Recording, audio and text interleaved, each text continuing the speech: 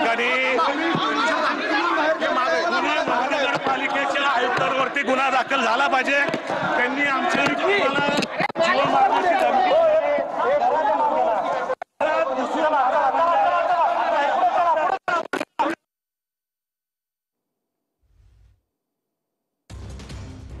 Complaint नसताना कुठल्याही प्रकारची कंप्लेंट नसताना पोलीस बळाचा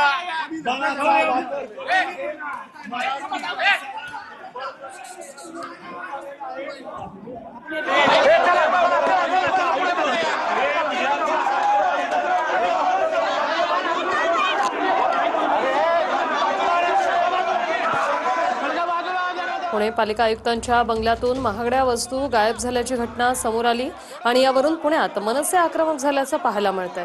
आयुक्तांना जाब विचारण्यासाठी गेलेल्या कार्यकर्त्यांना आयुक्तांनी धमकी दिल्याचा आरोप मनसे नेते किशोर शिंदे यांनी केलाय। तर मनसेनं पुणे पालिका आयुक्तालयाच्या कार्यालयाबाहेर सध्या आंदोलन करत घटनेचा निषेध सुरू आहे। आमचे प्रतिनिधी प्रदीप कापसे आपल्यासोबत जोडले गेलेले आहेत। प्रदीप, नेमका काय सुरू आहे?